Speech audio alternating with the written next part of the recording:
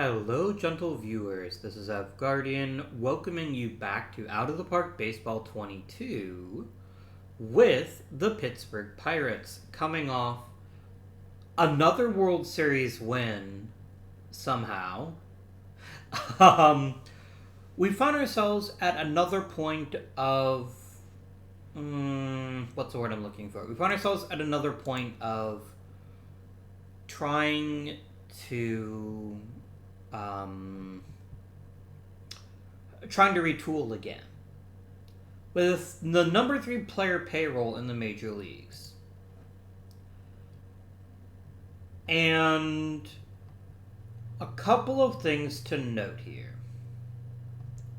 Number 1, the Tommy McDonald situation. Thank all of you who gave me some really great feedback. I know my owner is grumpy with me because we're not making money. And getting rid of McDonald would instantly help us make money. But I can't take the risk that if I execute his option, that I avoid his option, he won't come back for less money. So I'm going to go ahead and execute this option. I'm not going to overthink it. I'm just going to hit the button, and then we're going to decide what to do with the rest of our roster.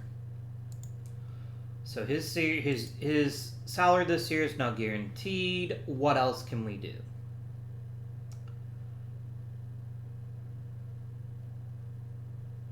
We've got a big-time offer in for Pozo. We signed him to a longer-term deal. I think, and this is going to sound strange, I think we just accept the fact that we're just not going to make as much money as the owner wants. Our budget's pretty bloated in a lot of areas. One thing we might do to try to save a bit of cash is maybe cut the development budget.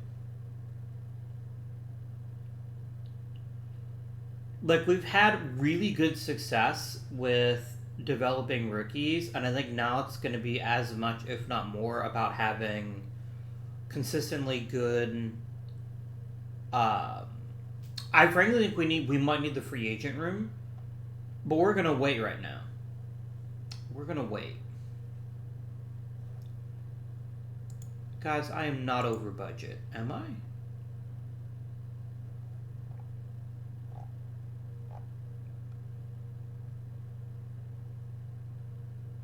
Am I really over budget? It doesn't seem like I'm over budget.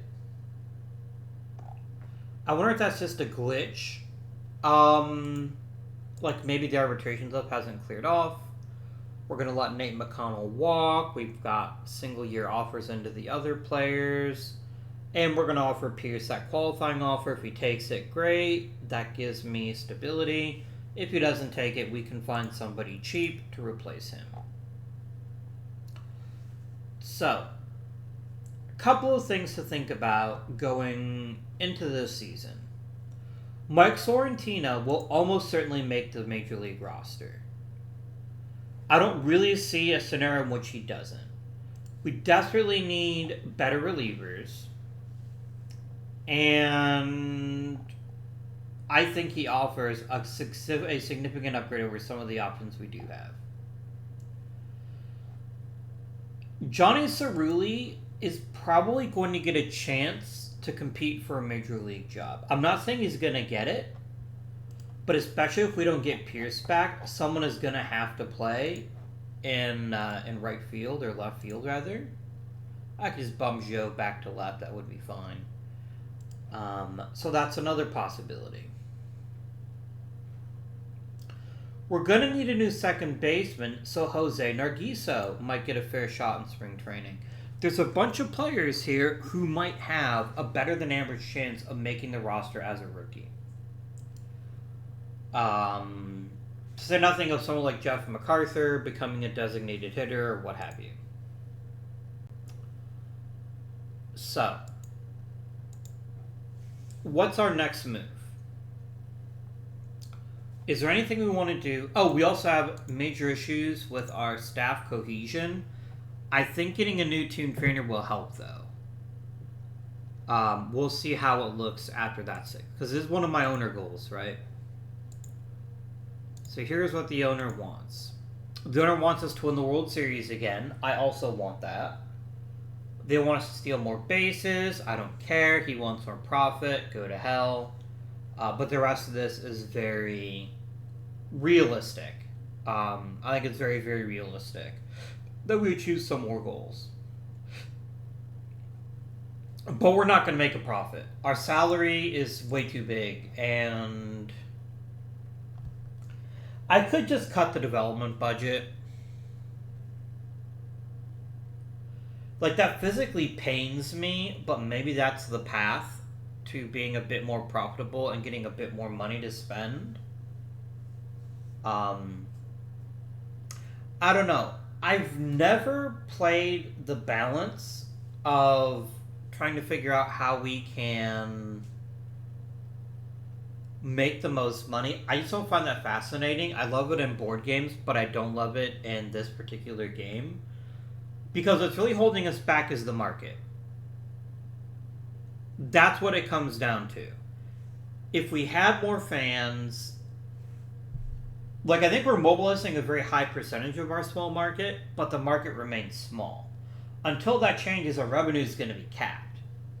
Because unlike the NFL, Major League Baseball doesn't share TV deals. Each one's got their own deal. And you'll notice our local media deal is $11.5 million. If we look at someone like, say, the Yankees, they're working with $75 million. That's a big difference. That's 6 times our wealth. And that's what's going to hold us back. I can't really think about the local media deal. So the best I can do is just keep playing at a high level and just accept the fact we're going to lose money. Or try to find, like, places to save some cash. I'd love to get rid of Robert Diago. I really, really would. If I ate half his salary, would that do anything?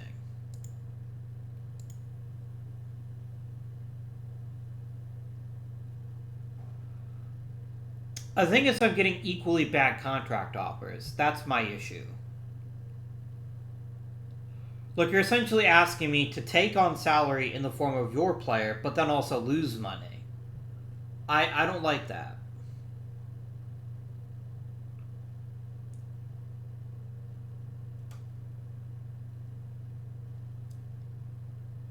Josh Lee sucks. What if I offered you... I didn't eat any of his contract. You ate the full other amount. I'm getting some offers, weirdly. No, I'm not.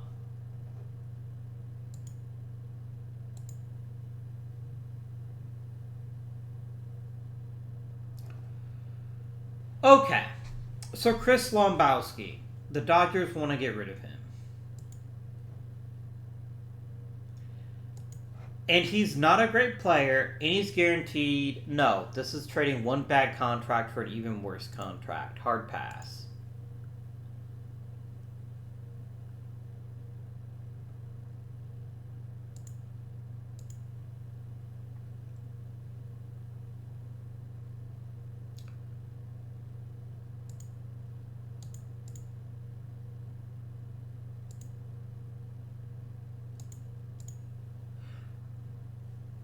I'm probably going to have to offer a reasonably good player to dump Diago.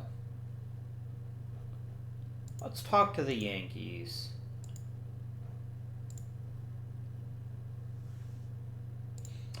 A, because I know the Yankees have the gigantic budget, but B, because I know they can eat it.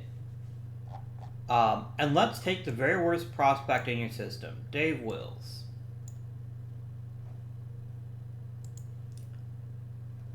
Okay. So this is the issue. What if I ate 20% of his contract? Does that move the needle for you? No. If I move it up to 50%. Yeah, I'm giving away premium talent just to dump Diago's salary. I honestly think... I mean, I could say someone's dumb enough to claim him on waivers by waiving him. It'd be pretty funny if they did, but I guess that's an option. Is see if anybody would be convinced to claim him on waivers. Like, if he doesn't, I've lost nothing, right?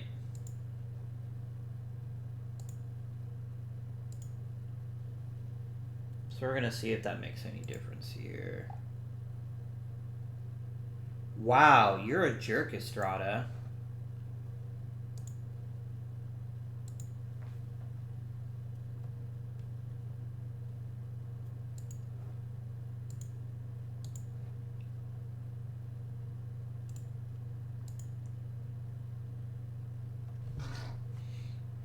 Let me offer you 180. See what that does. Come on, somebody, claim Diago. Do me a favor, no one's gonna claim Diago. I'm wasting my time thinking that anyone would take on his salary. He's not worth it. I might try trading him again in the next offseason and see if somebody else can be tricked.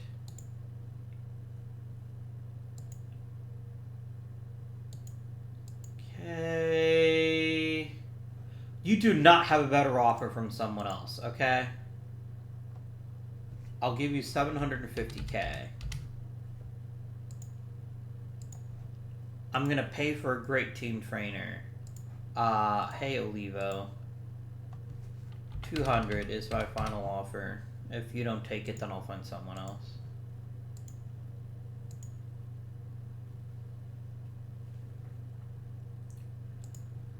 We got Nievos back.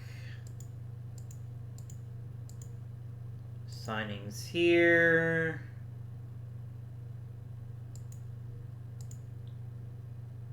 Olivo, stop lying to me. You don't want more money. You want a better job. 200 grand is insane for a high A player, so I'm just going to look for a new coach. That's just how it is. I think I need a new bench coach, too. I think he's another issue. But we'll see what happens once Diaz signs, if that helps us with that. Yeah, no one else's hitting coach is making that much money. So I'm just going to find a new hitting coach. I can't afford to keep offering you giant stacks of cash in the hope that you might accept it. Here we go. See if he'll sign. He probably won't, but you never know. And we got Willy Diaz. How does that react with the chemistry? Firing Rutherford would actually fix a lot. Because he's the only one who doesn't deal with normal well. Maybe I do fire him.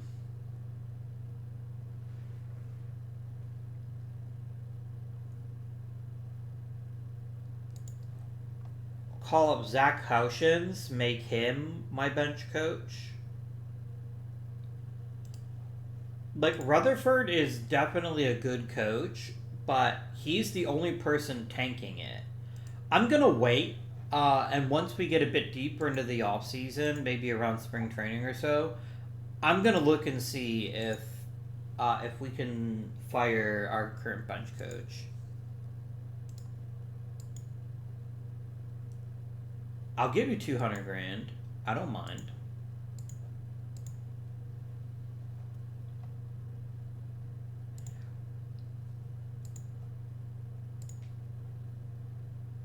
Okay, so nobody took Diago. Will he take a demotion to AAA? He probably won't.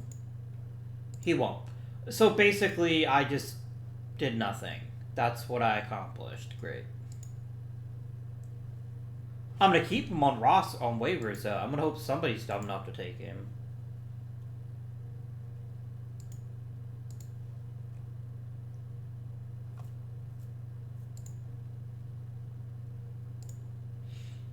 I wonder if Pozo's got a chance at MVP.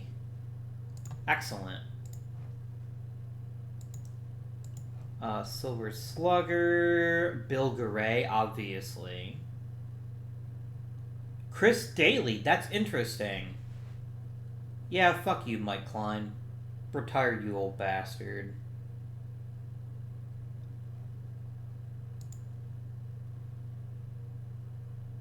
He has had such an amazing career for the Phillies. Just retire, dude. We're tired of seeing you play baseball. Find a new hobby. Go play cricket.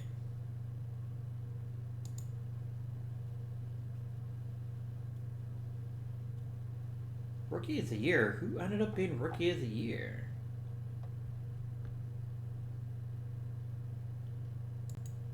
Oh, Joe won Rookie of the Year. Very nice.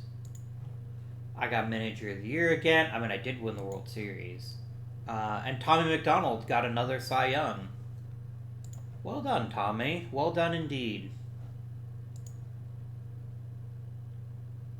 Yeah, at some point he's going to get to 200 wins with us. That could be another Hall of Famer. I just don't think he's going to go with a Pittsburgh cap. He's pitched for Tampa longer than he's pitched for Pittsburgh. I mean, it's split right down the middle almost, so maybe he will sign with us. We'll figure it out when and if he goes to the Hall of Fame. I think he will. Yeah, Klein won the damn MVP. Fuck you, dude. How many generational third basemen are the Phillies entitled to have?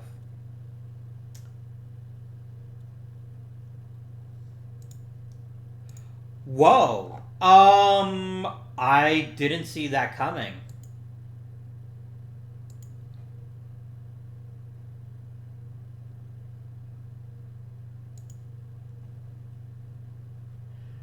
As utility guys go, you're not a bad choice, and I don't think MacArthur's ever going to have a big role on this team, so I think I will make this trade.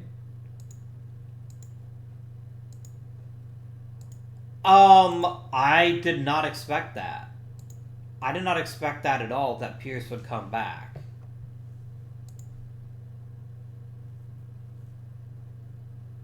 I don't hate it.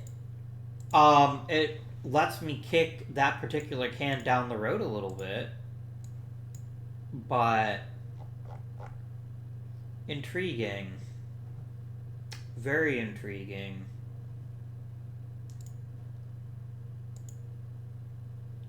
We may not be very active in free agency. Like, I'm certainly going to take a look, and I'm going to see if there's any kind of good value to be had. But unless it's like a top-tier relief pitcher, I don't see us investing. And even then, I have no money for free agents now. I got to cut my development budget. I don't have another choice. I got to cut it down to $12 million. Or cut it down to, let's say, 20.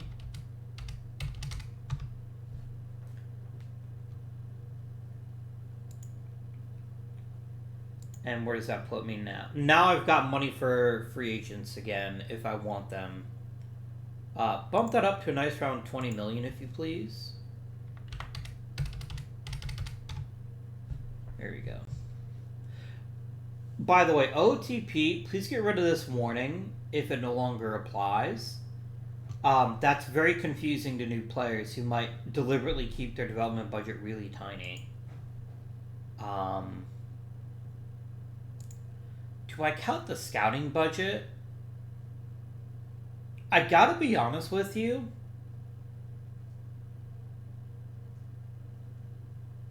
Because we're picking so deep in the draft, I don't mind giving him a bit less money. But on the other hand, I don't know who we're going to chase in free agency anyway. Right? I mean, honestly, if I freed up a bunch of money, I might actually just cut. I might just cut Thiago so I don't have to deal with his salary next year. That seems really gross, though. I think I'm just going to not pay attention to that, and we'll just deal with the consequences as they come. Moya. Yeah, Moya doesn't want to do the multi-year deal. I respect that. I don't love it, but I respect it.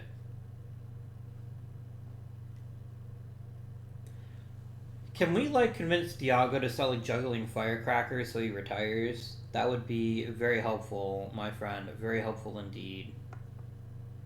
Okie dokie.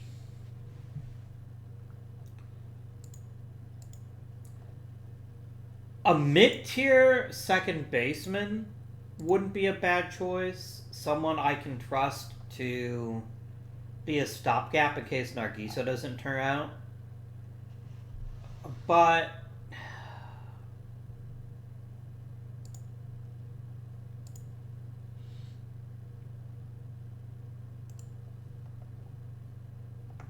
oh, center field. That's the big issue. I mean, Nate Sanders is going to get a chance to earn that job, though.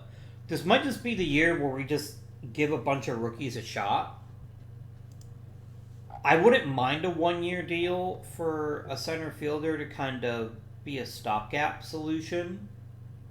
But I mean, you may be looking at Sanders, Nargiso, and Sorrentino all starting in the majors.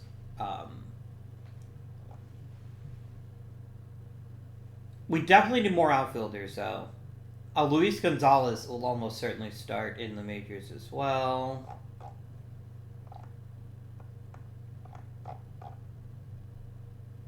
I'm happy with the rotation as is. I'm not saying it couldn't be better, but unless we can get a great deal, I don't see investing a significant sum of money. Also, OOTP, fix this, please. What would make you think I care about seeing my Major League roster twice at the bottom of the screen? How about instead you give me Rule 5 eligible players and I don't know, the international complex? That seems interesting. So, I wouldn't mind another back of the rotation guy. I know we've got guys like Neil Pulcifer and Conde and Grettencord, but I wouldn't mind like a veteran starter. I think that would be a good investment. Center field is really where I'd like to upgrade, though. Chris Lewis is not a viable starting center fielder, in my opinion. I mean, I've made worse decisions than just letting him have a chance, but I don't feel super great about it. I'd probably give Sanders a chance over Lewis, even though Lewis is the better center fielder. Because Sanders isn't a bad center fielder. And I think he's more than proven himself in the minors. I think he deserves an opportunity, perhaps. So what do we got in free agent land?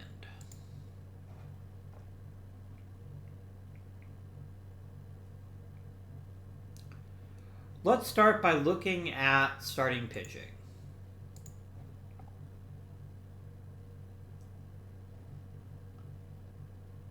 Steve Rasnick.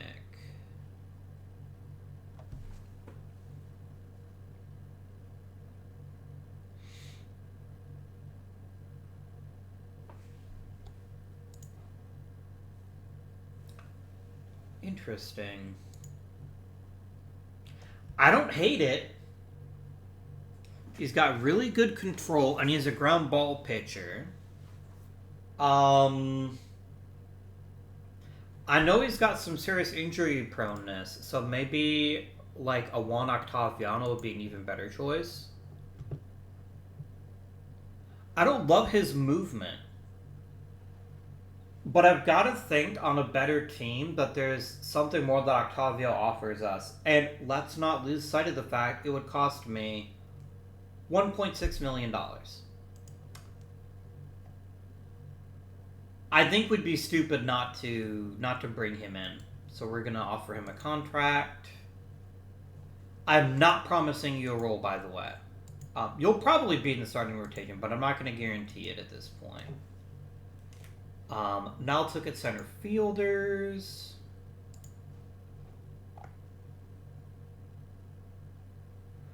And I'm going to use me a nice filter here. I don't want to bother with any center fielder who doesn't have at least 50.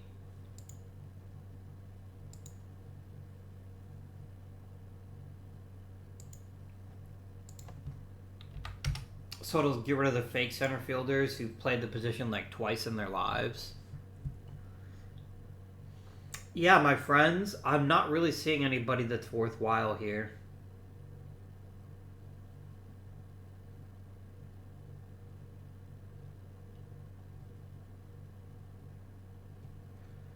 Yeah, I think we just run it back with our existing center field top. So next I'm going to look at relievers.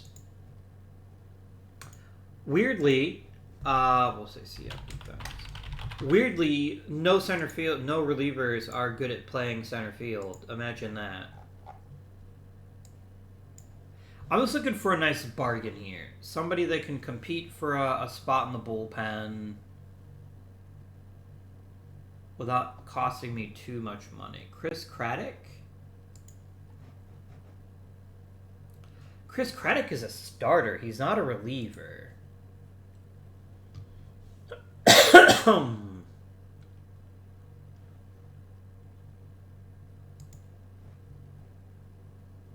I could bring back Eric Corrigan, but I don't think that's a good investment. That's $13 million. I'm not going to do that. I might just settle for the one free agent. I think this might just be a season where we just let the roster breathe a bit and let some rookies get a chance to show what they can do. I think I feel pretty good about that decision. Makes for a boring episode, I know, but there might be someone good in the Rule 5, too. That's the other thing to think about. The Rule 5 is a great place to find,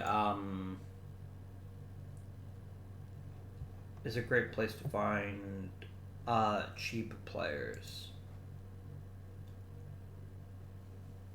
500 homers as a center fielder is impressive, but I'm not convinced that he's worthy of the Hall of Fame.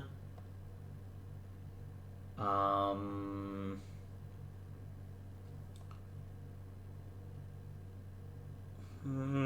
seeing a lot of players that don't really impress me. I will vote for Carlos Correa, although I think it's a doomed candidacy. Edgar Fuentes, Andrew the Grackle.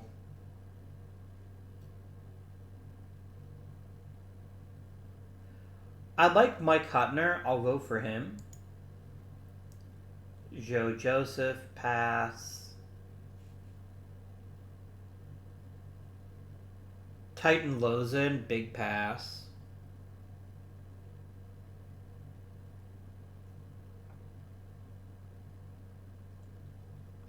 Cam McDonald, I think, is a good choice to make the Hall.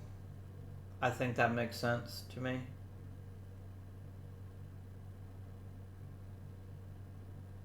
Christian Pache, I'm going to keep carrying the torch for him, but I have a feeling he's about as doomed as Carlos Correa is.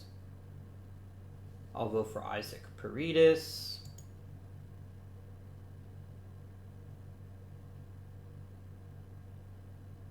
I don't mind voting for Sam Riddle. I guess we can give him an opportunity. Fernando Tatis Jr., yeah, he's going to make the Hall of Fame. I feel pretty confident about that. He seems like he's a pretty okay player.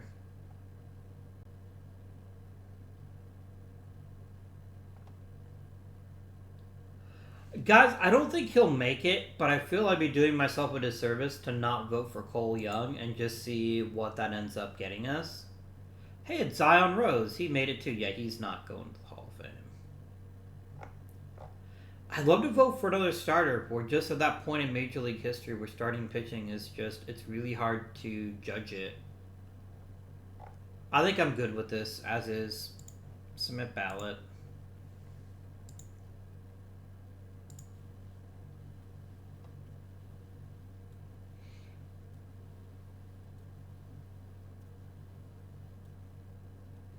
I wish I could get rid of Diago. If I could do that, I would feel a lot better about our chances. Just having a payroll flexibility. But look, this is not a great free agent class. It just isn't. You know what? Oh no, I can't put him on waivers and keep him on the roster. I'd have to either take him off of waivers or, yeah.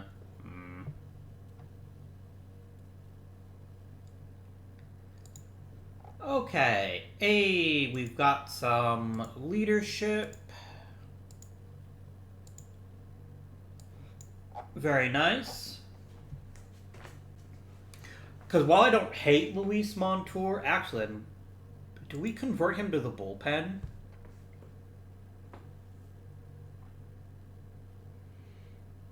Here's the thing with Montour, right?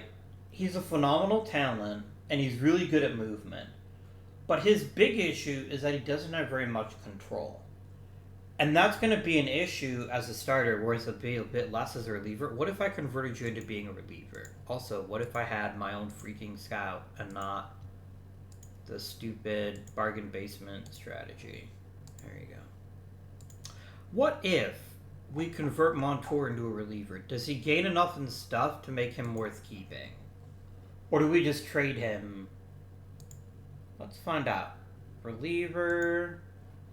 He gains a fair bit of stuff. He becomes a mid-tier reliever as opposed to a bottom-tier starter. I think I'm fine with that. And we can let Octaviano here be a good choice. Didn't you pitch for me at one point before? No? Okay. That is fair.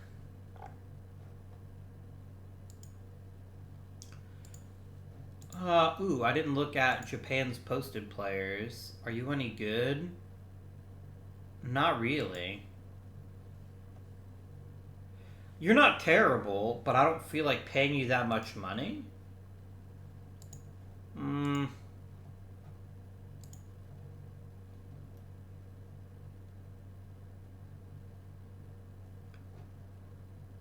Yeah, that seems stupid. No thanks.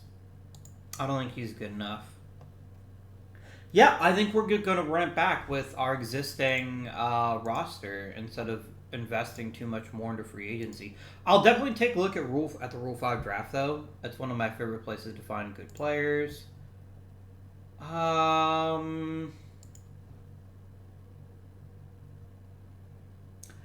don't really need another reliever. Like, I'm not saying this isn't at least a semi-tempting offer. But I've got a bunch of relievers who are all roughly the same talent level, so I don't think that really makes sense to me. Mike Mann is honestly the player I would probably be most likely to trade. Let's offer him up in a deal and see what that might acquire us. I'd love a prospect package. I think that's kind of my ideal return on Mike Mann.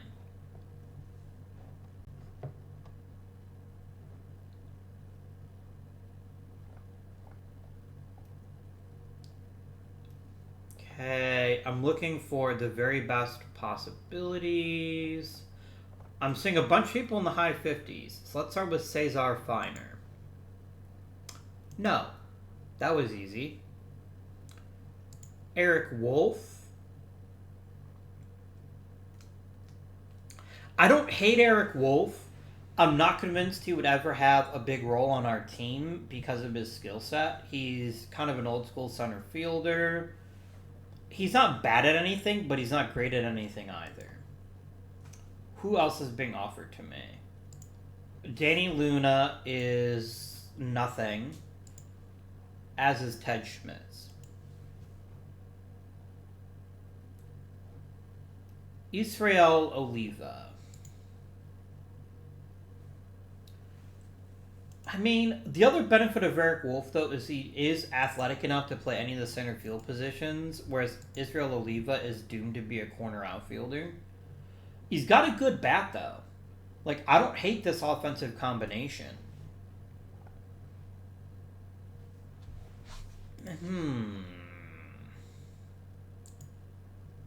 Tim Brantz is not awful, but not terribly inspiring, and Chris Gillespie is a terrible fielder. I don't really want to load up on first base prospects. I don't think that's a good use of limited resources.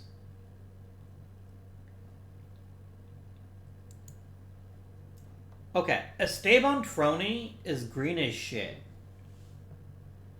And he looks like to have the defensive feature of a DH, but this is an offensive profile that is extremely appealing.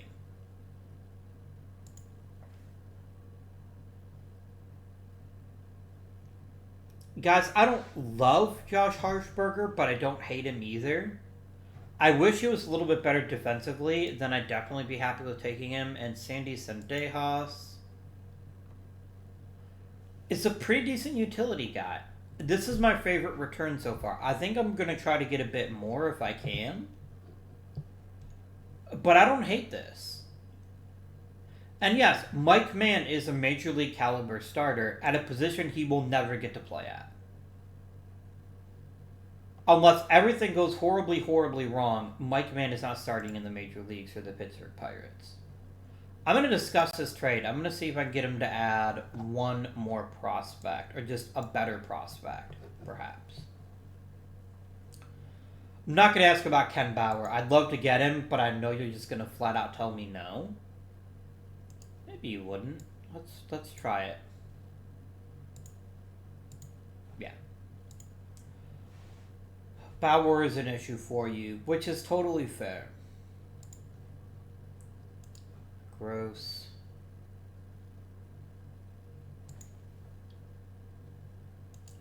Okay, Montez de Oca. I would drop Harshbarger. Really?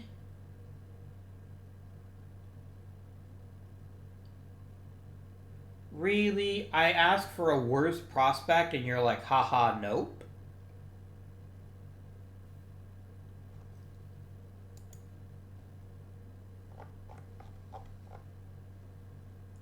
I'll give you Wiedermeyer.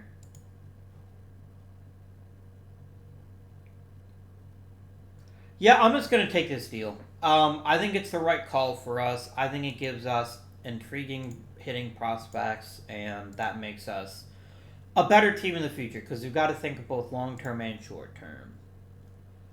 Okay, Bobby Force, I like where your glove is at, and I don't trust you to hit at a high level at all. What are you asking for?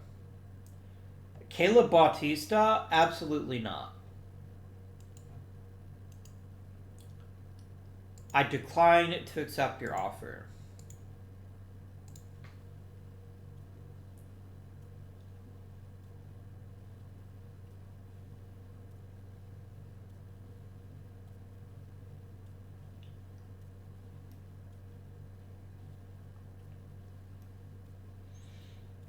Advance, advance, advance. Cool story, bro. Any great players we need to throw on the Rule 5 or lose them? I'm not seeing any yet.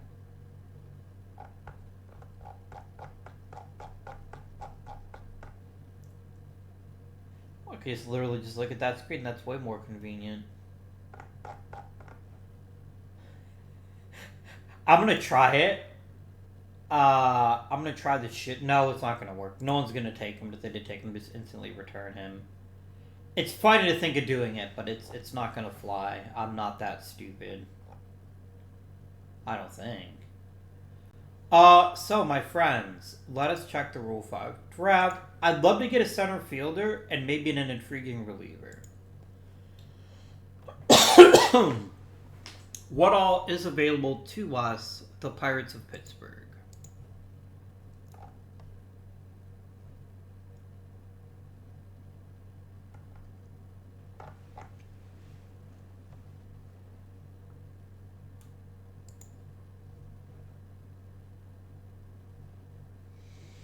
No, I don't need yet another hitter who can't play the field.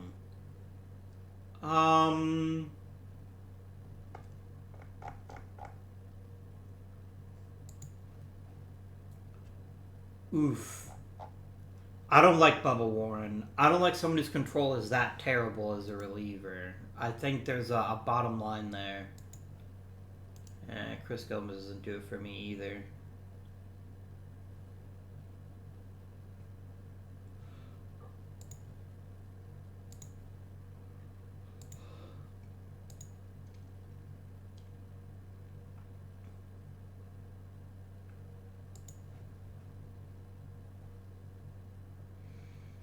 Oh, you can't hit at all. Okay.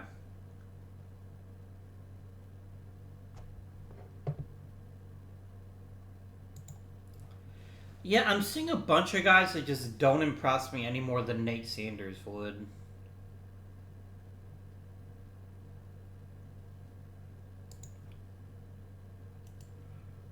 Yeah.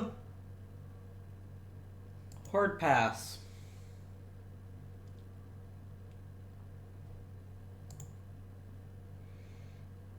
I don't hate Justin Ollison. He does look like an interesting outfielder. I just don't think he's a great choice.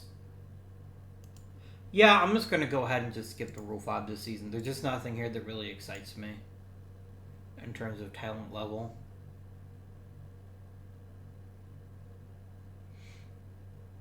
Man, Mike Sinclair was also a bad choice. Okay. Never mind then.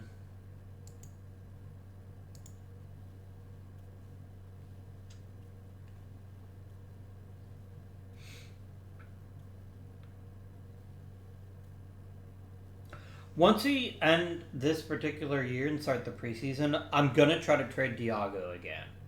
I'm going to see if anybody at all will take his salary off my hands.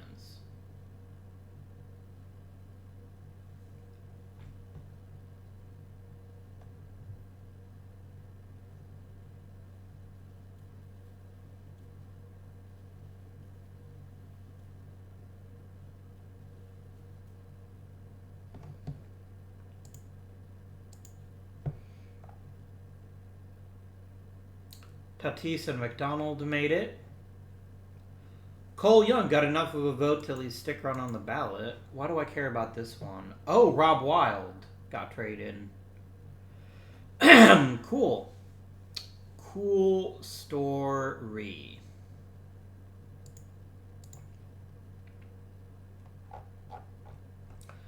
Alright, Mr. Diago, I would like you to go away, please. I would like literally anybody to take you off my hands.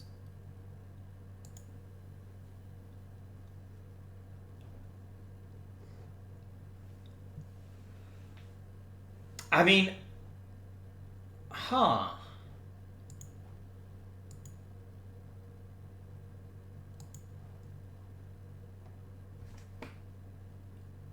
Huh.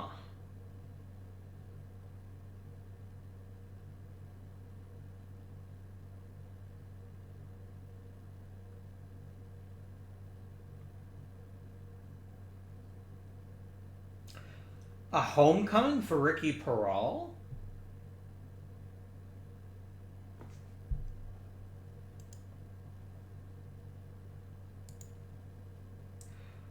I'm gonna need to eat you. I'm gonna need you to eat some of his salary if I'm keeping him for 3 seasons.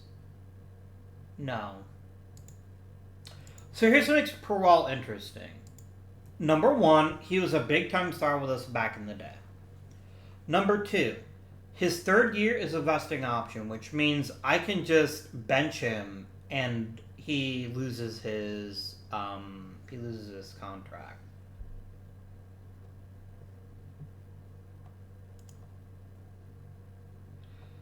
That's interesting.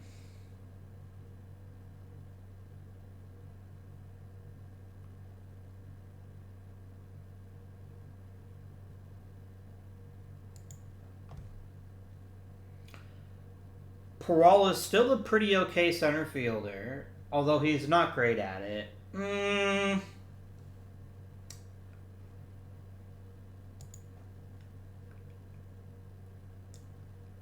He's still hitting the homers. There's no question about that. He's never gotten to 40 again, but...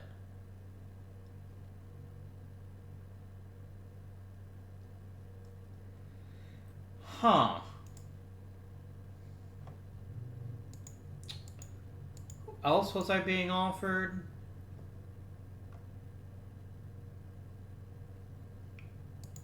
Chris Mata. What's the motto with you? Yeah, Mata's not really all that good. Ben Robinson, I think makes a ton of sense. He wouldn't have to play a huge role on the team, he could just basically be a glorified pinch hitter. And if someone and a backup first baseman. And I think that's got value on this current roster as it's constructed. Plus, it's only a 1-year deal, basically. I can easily just make sure he doesn't get 550 plate appearances. That's not going to happen. Yeah, let's take Robinson.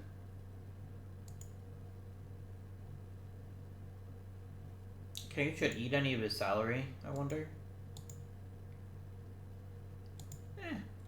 It's not worth it. I'll just pull the trigger right now.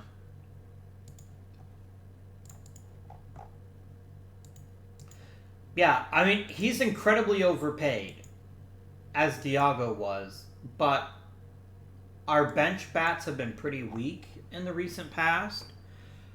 And if Garay gets hurt, I now have a capable backup. So I feel pretty decent about that. We're definitely going to need to rejuggle this roster, depending on how our rookies do. But for right now, I think that's a good move. It saves us money this year, and it's basically a 1-year contract.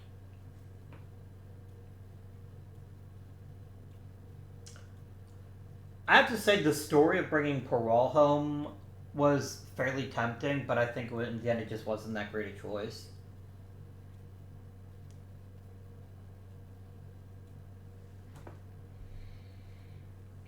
I do have $272 million, you're right. Preseason, there's nothing I need to do there. I'm happy with my budgets the way they're set.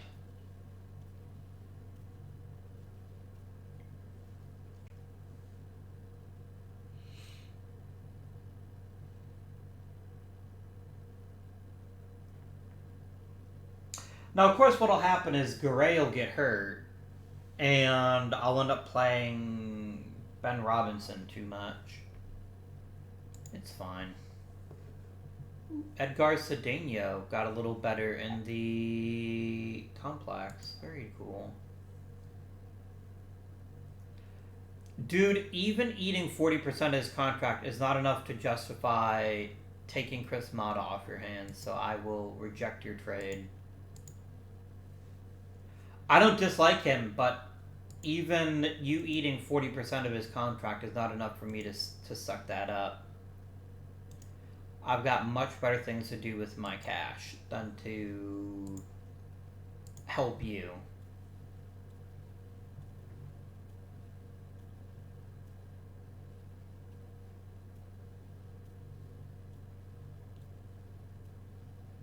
I wonder if I undervalue second base. That's an interesting question. I haven't really thought about it till right now.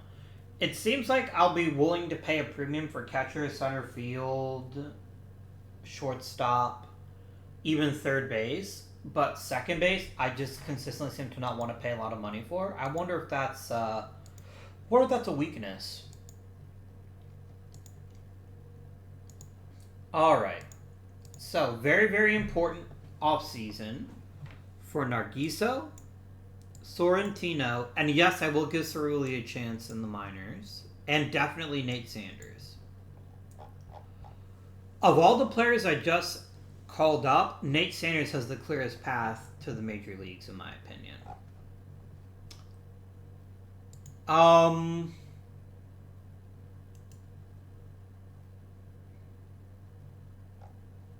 Do I give Otis Wolf a shot in spring training?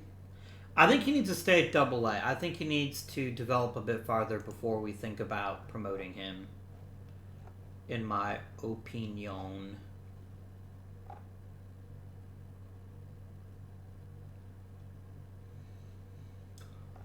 Okay.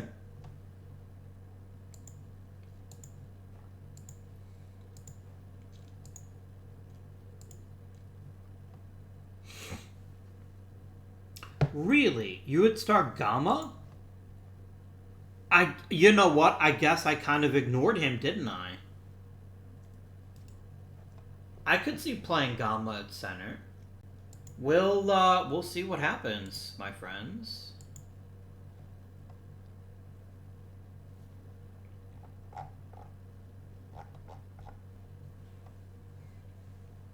I do want a 6th rotation spot just so we can get someone else some starting reps. Ben Toronto, okay. I don't like him as a starter, but we can see how it works out for him, sure. And then we're gonna send him through spring training and see how things work out. Well, we've already lost to Dane Spellman. I guess I should just go ahead and put Grettencourt on the IL as well.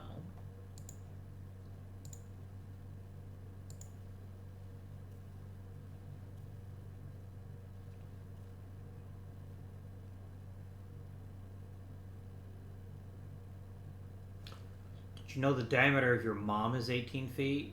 I'm sorry. I'm not sorry.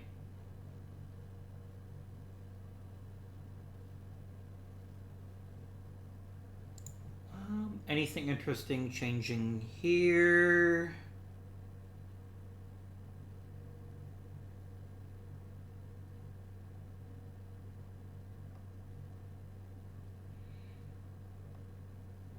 Still slipping a little bit, but Jim Gender got quite a bit better.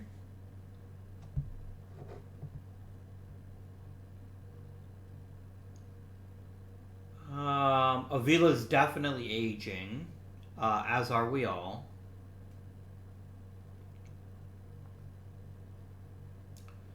Okay, Jose Nargiso is making some noise in spring training, apparently. Not loud noises, but definitely noises. Pozo's getting better. Daly's getting a touch worse.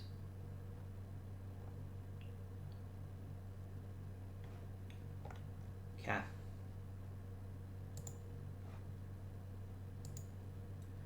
You're a sore elbow.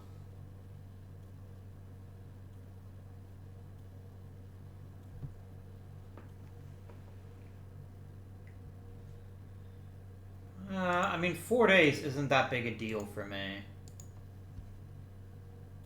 I'm a little concerned about our starting pitching depth. I don't have a ton of great options in the minor leagues if we did lose a big-time starter. And obviously we could trade for one, but yep. That's going to be very awkward. I mean, that might just mean someone like a Pulcifer makes the roster who ordinarily wouldn't, and then Montour maybe gets a chance to start again.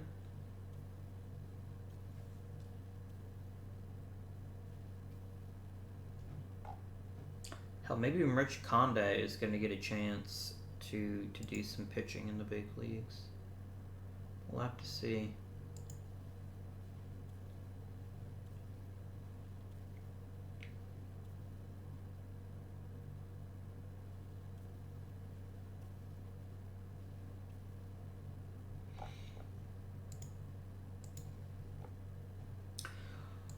Okay, so one thing I'm going to start doing, especially because there's a lot of rookies who are right on that knife's edge, I normally stop the day before spring training so I don't get Players of the Year a day of service time. I'm hoping they fix that glitch in OOTP 23. Like, you could argue it's not a glitch, right? They're on a spring training roster on opening day. But I just think I think that's a little unfair to the player because they don't get their player development report until opening day. Maybe have it like automatically do a new player development report at the end of spring training. That might be good. Because that's going to depend on how I'm going to assign around my different players and how I'm going to use them. I don't know. It's a pretty minor complaint. I mean, 1 day service time just isn't that relevant, especially when we have so many controlled years of minimum value salary, basically, but we'll see what happens.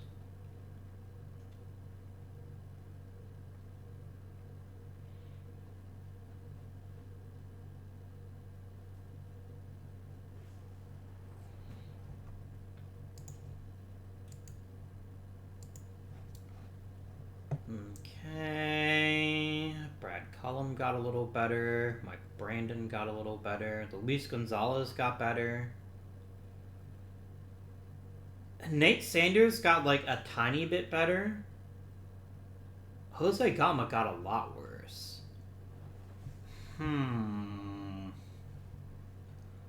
Johnny Cerulli got better, though.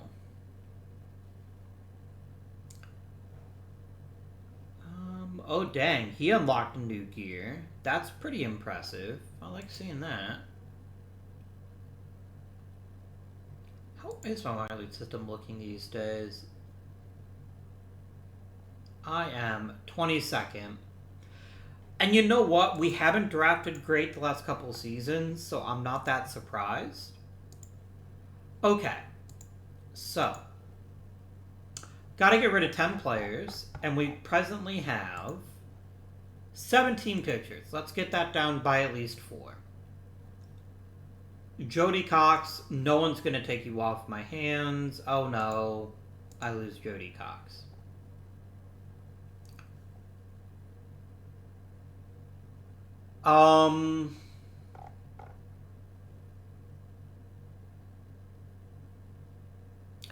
Like, one of Pulcifer or Montour, probably Pulcifer is gonna be a starter, so one of them gets to stay up. Jamie Stevens is not gonna do it for me. We can waive him and see if anyone else claims him. I bet they won't.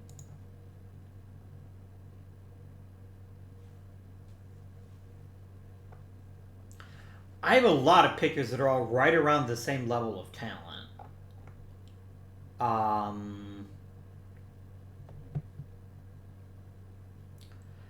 definitely going to waive Josh Groth and Virgil Hill. They can both be optioned out to the minors. How many pickers does that leave me with? Leaves me with 13. I think I'm going to rock with 13, but I want to see how the position players settle out before I start assigning things around. Okay. I don't need this many middle infielders. I have way too many. Mike Brandon has the advantage of having options, so I'm going to send him down for sure. And then I'm probably going to send down Cullum too.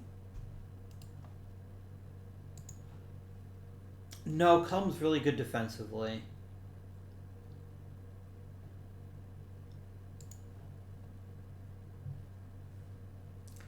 I give him Wasson a lot of opportunities, and he hasn't really played that well. I might send Wasson to the minors. And then we'll sort out the outfield mess. Cerulli not making the Major League roster. I appreciate your development, but I think the best thing we can do for your development is to keep you in AAA for another season.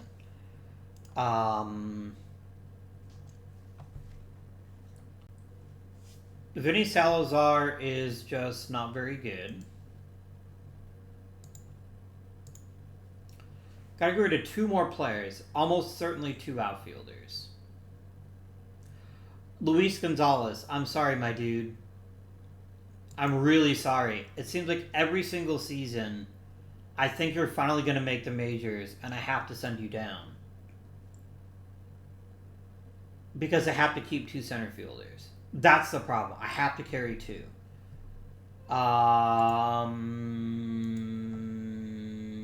Yeah, you're just going to be on the shuttle. So the question then becomes, of the 3 center fielders on my roster, which 2 do I keep? Do I keep Gama? And here's the thing about Gama. Gama had a fantastic year in AAA. He's got a good bit of power, and he's a reasonably good outfielder. But he's not that great at center. His range in particular is a serious issue. He'd be a good... I like him better as a backup outfielder than I like him as a starting center fielder. Chris Lewis is a good outfielder, but I'm not that enthused with him as a starter. Nate Sanders is really good at getting on base and has a pretty good power bat. I'm thinking Chris Lewis goes to the minors and Nate Sanders is our opening day center fielder with Mr. Jose Gama as our utility guy in the outfield. I think that's the right call. I think that gives us the best possible roster. The other alternative would be keeping Luis Gonzalez and sending down Gama.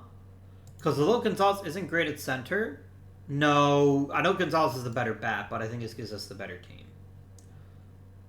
So, that means Nargiso makes the roster. Am I okay with that? Or would I rather send down Nargiso, give him another year in AAA? I think Brendan Harper will be fine as a one-year starter at second base. I genuinely think he will be. And if he gets injured, which he might, then I have Nargiso waiting in the wings. So I think I will start Nargiso in AAA, which then lets me keep Gonzalez, giving me much more flexibility in the outfield. Actually, if I send down Nargiso, I'm probably going to call up Wasson. Just because Wasson can play all of the positions. I think that's what I'm going to... that's what I'm going to do.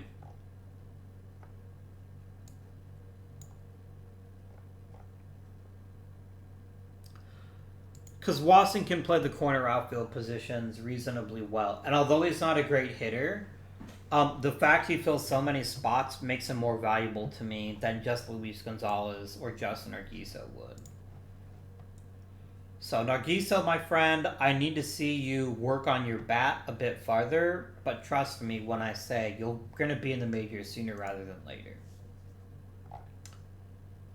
Same thing for Cerulli. A lot of Cerulli's issue is going to be, can he handle AAA? Because AAA kind of kicked his ass last season, but he's also only 22. This is Jeff Pierce's replacement, by the way. In fact, let's get him started on... Actually, it doesn't really matter, because I guess move Joe back. No.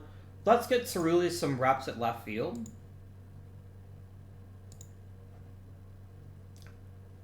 I would like you to use him at left field. I just wanted to get used to playing in that corner because I'm pretty sure that's what I'm going to end up playing him as. Is when we lose Pierce, because I ain't bringing Pierce back. Not unless he takes like a giant pay cut, which he wants a raise, which is totally fair. Okay. So let's actually get the roster set now. Nate Sanders, welcome to the Major Leagues. Congratulations. And Mike Sorrentino, welcome to the Major Leagues. Congratulations. All right, pitching first.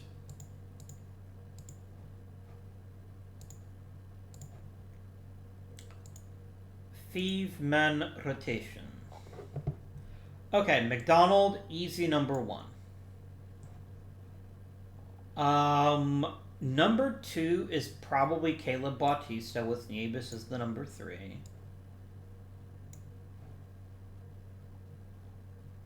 And Mr. Octaviano as our number 4. The question becomes, who's the 5th starter? And there's really 3 candidates that I can see here. Neil Pulcifer, Luis Montour... No, it's literally just Montour and... I kind of like Toronto better than Montour. They're very similar players, but the difference is that Toronto's raw movement might make him a reasonably good starting pitcher. Even if he does walk people at a decently high rate, I think there's still enough there that he might be an okay 5th starter, at least to start the season. I could check the waiver wire, and I think I will, just to see if there is any starting pitching trying to be snuck through the waivers. No, Mike Moriarty is not a starting pitcher. Is that my Chris McNeil? No, I'm thinking of someone else. I'm thinking of Chris Neal, who was the one that we turned from a reliever into a starter, and then we traded him before he got expensive. I'm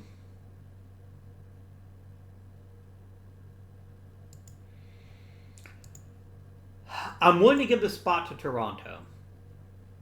I'm willing to give him that spot. and just see how he does. So let's look at our relief corps.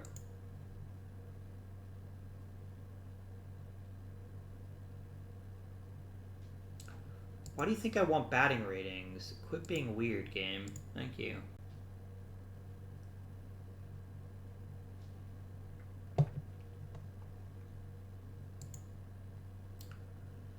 So the question becomes, does Jake LeMaster come back and be the closer? I think the answer is yes.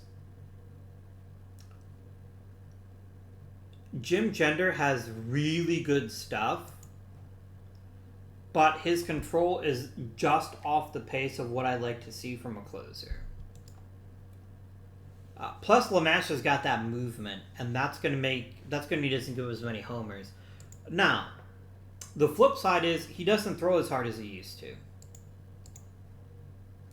Or is he? Oh no, he's always thrown this hard. Interesting. Okay. And you know, not every closer has to be a flamethrower. I think I'm comfortable bringing back LeMaster as our closer. He's got enough stamina that I don't mind running his arm a little bit harder. I think Jim Gender becomes our setup guy. I don't want to engender any debate. Do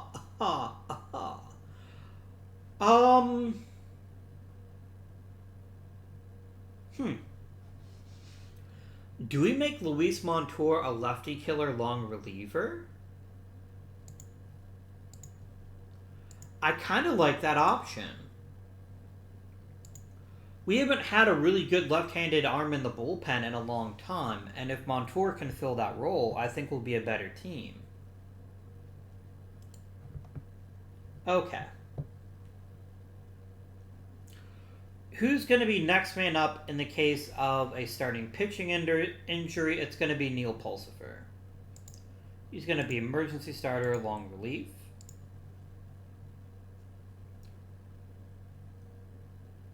Wait, where's Danny Gomez? Oh, he's listed as a starter. I completely forgot about Danny Gomez. He's definitely going to be my starter. Screw you, Ben Toronto.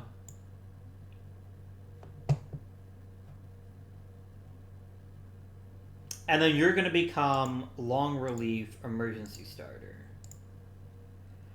Leaving Weld, Sorrentino, and Turhar to just be middle relief dudes. And see how it works out for us.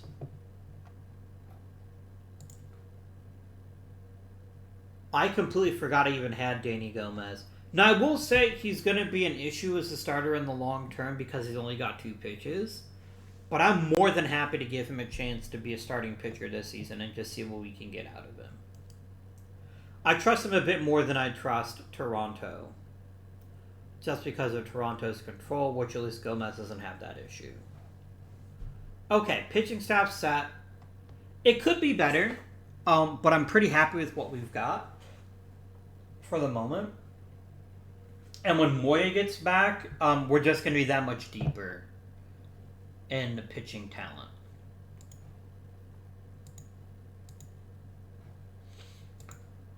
All right, nuke all the things, please. Thank you.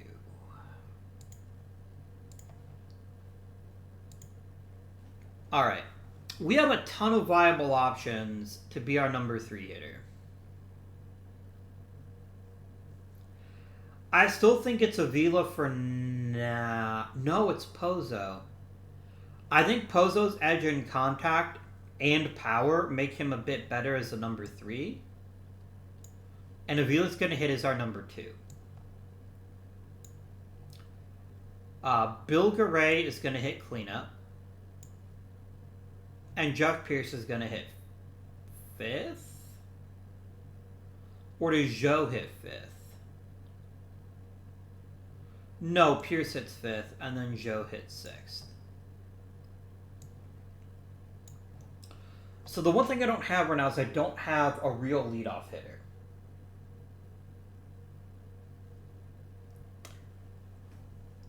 I mean, I could go really crazy and use Chris Taylor as our leadoff hitter. Oh no, Avila, you're definitely DHing.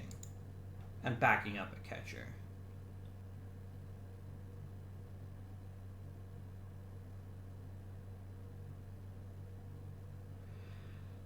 No, I'm gonna have Avila lead off. That makes more sense.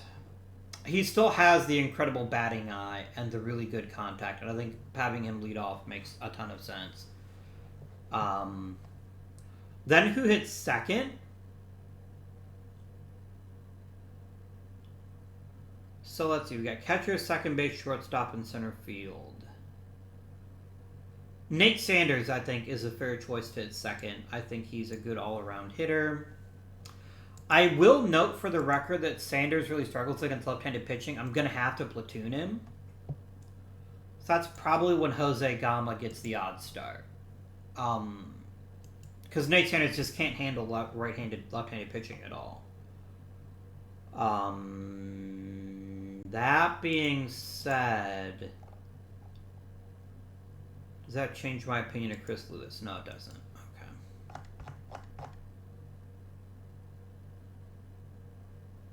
Are there any center fielders on the waiver wire? By chance?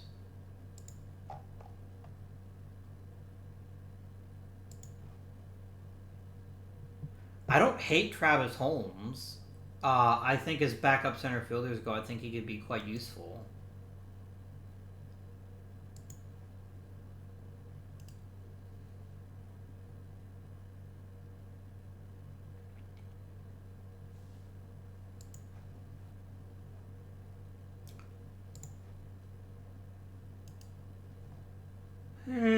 Maybe not.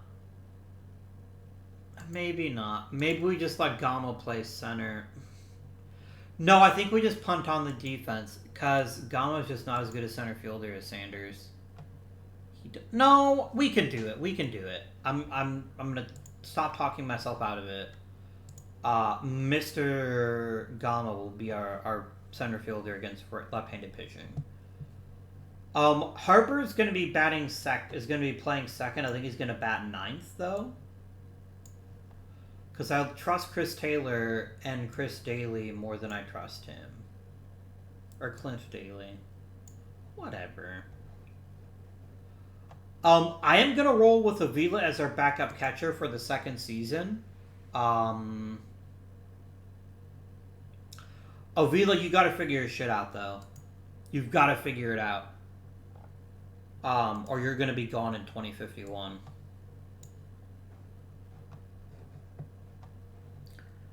Back up for Garay is Ben Robinson.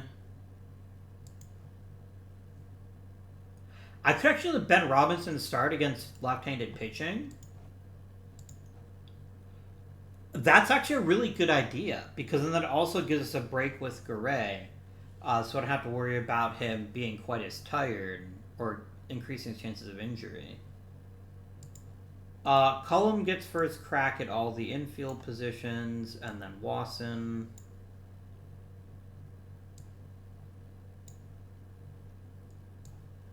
Wasson, Chop.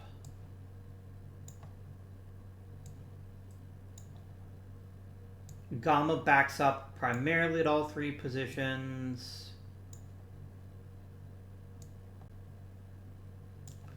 And Robinson backs up Avila. Wasson is going to be the backup in the two corners. Number one pinch hitter is going to be Ben Robinson. I have no qualms about that. Then probably Gama. And then it gets awful thin from there. I mean, Wasson is mildly better, so I guess we can give him a chance.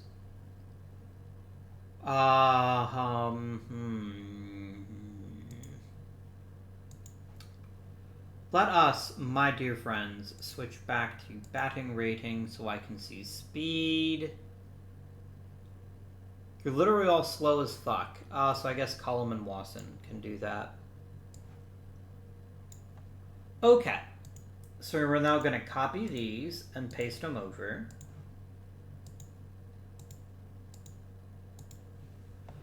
Gama is going to play second, is going to lead off against, or is going to hit second against, actually Gama's not going to hit second. I have a better plan for him. And then Sanders fills in for Gama. And then we're going to bump up Garay. And then Pierce and Joe.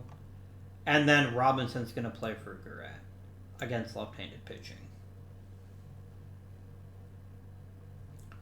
And then Garay backs up at first in DH. Garay is the number 1 pinch hitter. And Garay is also going to be the defensive sub at first base if we need one. So, I feel pretty good about this lineup. Ben Robinson is low-key going to have a bigger role than I expected, and I'm totally fine with that. Remember, unless this man has 550 plate appearances, his contract disappears. So, I'm happy with that. Avila, I need a bounce back year from you. I need you to still show me you still got the elite bat control that convinced me to give you this big contract. Give me another 2047 and I'll be delighted. Give me another 2046 and I'll be ultra delighted. But I need to see you constantly push the bounds of your capabilities here if we're going to have any chance to be making the Hall of Fame. I need to see you have a big finish to your career as a DH. I don't know if he makes it right now. I really don't know if he makes it. I think he's very, very close. But I'm not 100% convinced that he's going to make the Hall of Fame right now. He was an amazing hitter for a very long time. He's still an incredible hitter. But unless people give him lots of extra credit for being a catcher for so long, I'm just not sure. I am not sure. I could move him to first. Down the line, I don't think he'd be terrible at that as a way to just get him back into the field. But for now, I wanted to fix his bat. If he's hitting 246, the entire team's going to suffer. This can't happen ever again. You've got to figure out your shit. I don't think he opts out. It'd be interesting if he did. If he did opt out, I'd have some long, tricky conversations with myself. But I'll be honest with you, friends. I think we're still going to be a very competitive team. But there are a lot of X factors that we just can't predict from year to year. Is Nate Sanders going to be a capable starting center fielder, especially given his platoon limitations? Are we going to get a better season from Joe? One where he hits at, say, 250 or 260, which would put him into the stratosphere as one of the better players in the league. Do we care if he doesn't? It's because he's still a pretty productive guy, even if he doesn't. Does Avila have a bounce-back season? Or is this just the end for him? What are we going to get from Bill Garay this season? Is he going to have another season where he plays over 150 games? Or is that just pure luck and he won't be able to replicate that this season? How is Ben Robinson going to handle a reduced role? Because he's not going to be starting every day. And how is that going to change how he performs? I mean, we're buying low on him. He definitely had a bad year last year. But if we can get what he gave us in 2047, what he gave the Cubs in 2047, I think we've got a really useful bat. Is Manny Pozo capable of continuing to be the guy? Does he even have more to offer us? I don't know. You finished third as the MVP. Very nice. Pozo's only got... No, he's had 3 All-Star selections and 3 rings. Boom. Look at how much value Pozo's already created. That's pretty insane. That's pretty bonkers. But I'm here for it. And what are we going to get from Jeff Pierce? what are we going to get from Jeff Pierce? He's been a nice big thumper in the middle of the lineup. And he even continued that last season, but he's definitely aging, and he's not as good in the outfield as he was last season. If we get another 30-homer season from him, amazing. That just makes us that much stronger and helps us win another championship. How do we adjust without Moya? Is Moya going to come back okay? Is Tommy McDonald still have one more great season in the tank, or is he going to be problematic? Does Tommy McDonald execute his player option next season? There's a lot of questions this season. And while I still believe in us, and I still think we have the capacity to be one of the best teams in the majors, a lot of things are going to have to go right. And low-key, my biggest concern is Moya. It's just forearm inflammation. Maybe he'll come back and be the pitcher we remember him being. Or maybe he's not going to be the pitcher he was. Maybe we're going to have another Roman Alvarado situation. We have really struggled badly to develop our own starting pitching. And I think that's the number one reason our payroll keeps shooting through the roof. Yes, we're having good luck in trading and getting good bargain basement deals. But that's not a way to build a consistent rotation. And that's been our biggest issue. And the moment Tommy McDonald either leaves us or declines, we're going to find ourselves in a really uncomfortable situation. Brandon Harper, my expectations of you are fairly minimal. All I'm looking for from you is just competence at second base. Give me some time to see if Nargiso has an extra gear or if we should just let him have his shot in the major leagues. Next season, Johnny Cerulli is going to have a role on this major league roster. I don't know what that role is going to be yet, but he's going to have one. I don't see a future where he's not. Either are either a DH or a corner outfielder or something.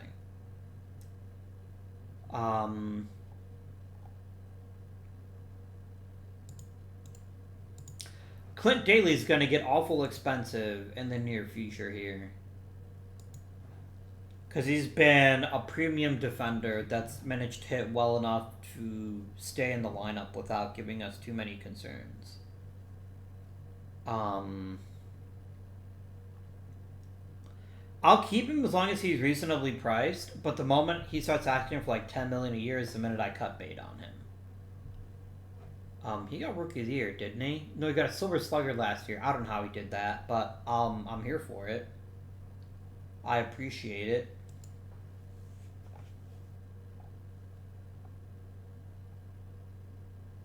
Avila's the key. If Avila bounces back and has a great offensive season, I think everything else will will fill into place and will be pretty well off. If he takes another step back, not only do I have to think about trading him, but I also have to think about how to replace him. How is Kevin Benayoun doing? Because he might be the next big-time catcher for us. Oh, excuse me. He's even from the Pittsburgh area.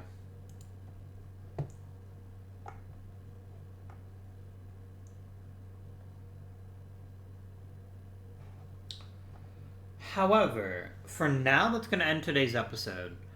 Next episode, we're going to try to make it 4 World Series in 5 years. And see if we just got really lucky last year or if we have sustainable success built into this model. And I don't know the answer to that question. I guess we'll find out. Until then, though, this has been Evguardian. Thank you for watching, and I bid you good day.